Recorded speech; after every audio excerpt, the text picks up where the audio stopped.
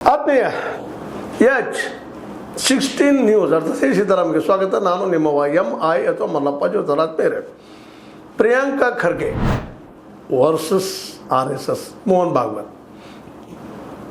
ಯಾಕೋ ಏನೋ ಈ ಸಲ ಉಳಿದ ಗೃಹ ಮಿನಿಸ್ಟರ್ ಗತಿ ಇಲ್ಲ. ಈ ಮಿನಿಸ್ಟರ್ ಸ್ವಲ್ಪ ಡಿಫ್ರೆಂಟ್ ಅನ್ಸರ. BJPಗೆ ಟೀಕಾ ಮಾಡಿ ಏನು ತಪ್ಪಿಲ್ಲ. ಇಲ್ಲ, ತಮ್ಮ ಒಡೆಯನನ್ನು ಮೆಚ್ಚುವ ಸಲುವಾಗಿ, ತಮ್ಮ ಯಜಮಾನನ್ನು ಮೆಚ್ಚುವ ಸಲುವಾಗಿ, ಮುಂದಿನ ತಾನೇ CM ಆಗಬೇಕು ಅನ್ನೋ ಸಲುವಾಗಿ ಹೀಗೆಲ್ಲ ಮಾತಾಡ್ತಾ ಇದ್ದಾನೆ. ಹಾಗೆ ಹೀಗೆ ಅಂತಾರೆ. ಮಾತಾಡಲಿ, ಅದು ಯಾರಿಗೆ ಆಸೆ ಇಲ್ಲ CM ಆಗಬೇಕು, PM ಆಗಬೇಕು ಅಂತೇಳಿ? ಇಲ್ವಾ? ಪ್ರಹ್ಲಾದ್ ಜೋಶಿ ಅವ್ರಿಗಿಲ್ವಾ? ಇನ್ನುಳಿದವ್ರಿಗಿಲ್ವಾ? BJPಯಲ್ಲೇ ಅವ್ರಿಗೂ ಅದು ಆಸೆ.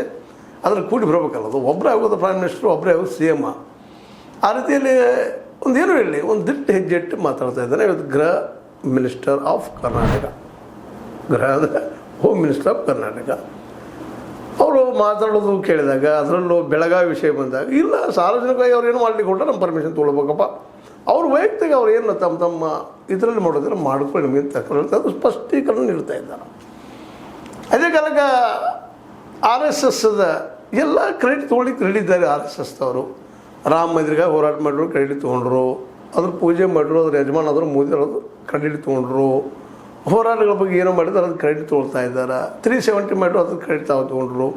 ಎಲ್ಲ ಸರಿನ, ಎಲ್ಲ ಕ್ರೆಡಿಟ್ ತೊಗೊಳ್ಳೋರು ಈಗ ರಾಮ ಮಂದಿರ ಉಸ್ತುವಾರಿ ಮಾಡುವಂಥ ಅಲ್ಲಿಯ ಟ್ರಸ್ಟದ ಏನೋ ಮಹಾ ಕಾರ್ಯದರ್ಶಿ ಆದಂತಹ ಪಂಚಾಯತ್ ಮೇಲೆ ಆರೋಪ ಬರ್ತಾಯಿದ್ದವು.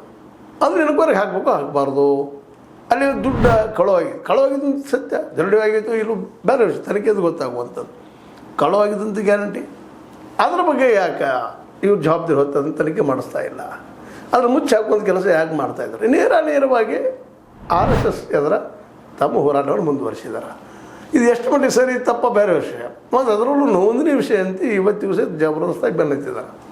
ಇದೊಂದು ರೀತಿಯಿಂದ ಏನಾಗಿದೆಪ್ಪ ಅಂದ್ರೆ BJPಗರಿಗೆ ನುಂಗಲಾರದ, ಅದರಲ್ಲೂ RSSಗೆ ನುಂಗಲಾರದ ಬಿಸಿ ತುಪ್ಪ. ಅದರಲ್ಲೂ ದಲಿತ ಕಮ್ಯುನಿಟಿಯಿಂದ ಬರೋದ್ರಿಂದಾಗಿ ಅವ್ರ ಮೇಲೆ ಯಾವುದೇ ರೀತಿ ದಾಳಿ ಮಾಡಿಸ್ಬೋದಪ್ಪ ನಾವು ಅನ್ನೋ ಸಹಿತ ಅವ್ರಿಗೆ ಕಷ್ಟ ಆಗಿಬಿಟ್ಟದು. ಮತ್ತು ಅದೇ ಅವ್ರಿಗೊಂದು ಧೈರ್ಯ. ಜೊತೆಗೆ ಕಾಂಗ್ರೆಸ್ನಲ್ಲಿ ಒಂದು ಬಹುದೊಡ್ಡ ಪೋಸ್ಟಲ್ಲಿ ಬಂದು ಕುಳಿತಿದ್ದಾರೆ ಇವತ್ತು. ಅದು ಗೃಹ ಖಾತೆ ಕೊಟ್ಟಿದ್ದಾರೆ ಇವ್ರ ಕೈಯಲ್ಲಿ.